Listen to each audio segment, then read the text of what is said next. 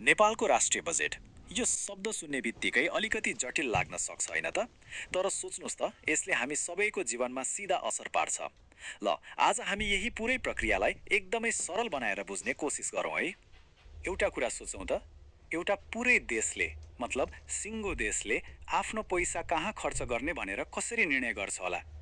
सडकहरू कसरी बन्छन्? हाम्रा स्कुल अस्पतालहरूले पैसा कहाँबाट पाउँछन्?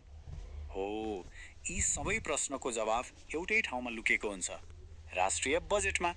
र अचम्मको कुरा के छ भने यो वर्षभरि चल्ने यति ठुलो यति विशाल प्रक्रिया वास्तवमा एउटै मात्र अङ्कबाट सुरु हुन्छ। हो, एउटै अङ्कबाट। ल आउनुहोस् पत्ता लगाउँ त्यो के हो। ल, अब सुरु गरौँ पहिलो भागबाट। गुरु योजनाको निर्माण भन्नुको मतलब पुरै वर्षको खर्चको जग नै यहीँ बस्छ। यो भागमा खास गरी तीनवटा मुख्य चरणहरू हुन्छन्। पहिलो, आम्दानी कति हुन्छ भनेर अनुमान लगाउने। दोस्रो, खर्चको एउटा सीमा तोक्ने। र तेस्रोमा त्यसकै आधारमा प्रारम्भिक प्रस्तावहरू तयार गर्ने। सबैभन्दा पहिलो काम के हो त भन्दा सरकारले यो पत्ता लगाउनु पर्छ कि आफूसँग पैसा कति हुनेछ। यसलाई भनिन्छ आयको अनुमान। यो हामीले आफ्नो घरको बजेट बनाए जस्तै हो होइन र? खर्च गर्नु अघि तलब कति आउँछ भनेर थाहा पाउनु पर्यो नि। हो, सरकारले पनि त्यस्तै गर्छ। करबाट, विदेशबाट आउने सहयोगबाट, ऋणबाट, सबैतिरबाट कति पैसा जम्मा हुन्छ भनेर हिसाब गर्छ। र यही एउटा अङ्कले बाँकी सबै कुराको सुरुवात गर्छ। ओके, अब आम्दानी कति हुन्छ भन्ने थाहा भयो। त्यसपछि अर्थ मन्त्रालयले के गर्छ भने अरू सबै मन्त्रालयहरूका लागि एउटा बजेट सीमा तोकिदिन्छ।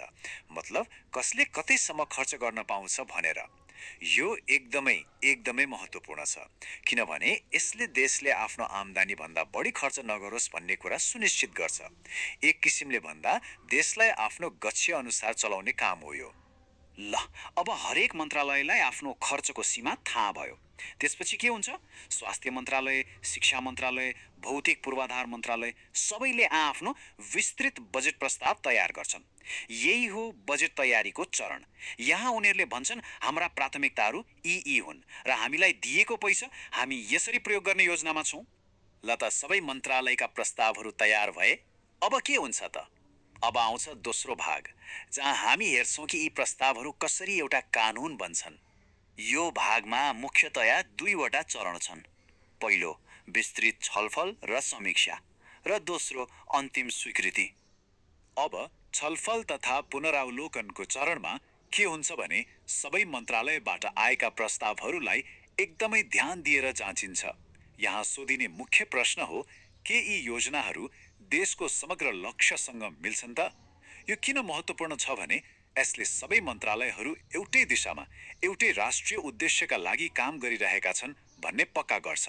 र आवश्यक परेमा यहीँनिर मिलाउने, घटाउने, बढाउने काम हुन्छ। र अब आउँछ सबैभन्दा निर्णायक क्षण, स्वीकृति। सबै छलफलपछि तयार भएको अन्तिम बजेटलाई सङ्घीय संसदमा प्रस्तुत गरिन्छ।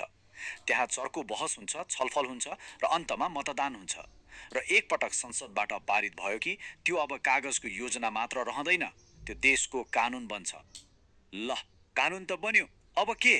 अब पालो हो काम गर्ने। अब हेरौँ तेस्रो भाग, त्यो पैसालाई कसरी काममा लगाइन्छ। यो चरण भनेको कार्यान्वयन र जवाफदेहिताको हो। यसमा पनि दुईवटा कुरा छन्, कार्यान्वयन अनि लेखा। कार्यान्वयन भनेको त्यो चरण हो जहाँ कागजको योजनाले साँच्चीकै रूप लिन्छ।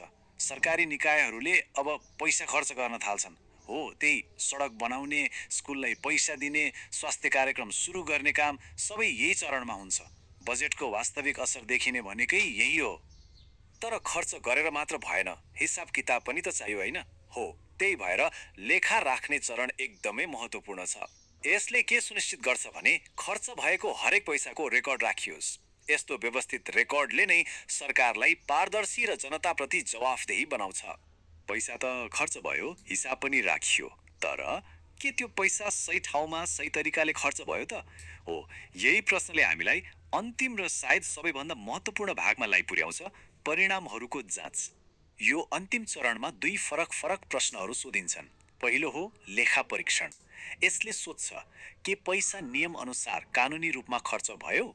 यो भनेको नियम कानुन पालना भयो कि भएन भनेर हेर्ने हो। त्यसपछि आउँछ मूल्याङ्कन र यसले अलिक गहिरो प्रश्न सोध्छ।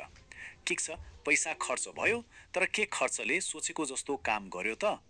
लक्ष्य पुरा भयो कि भएन? यो भनेको पैसाको असर र प्रभावकारिताको बारेमा हो।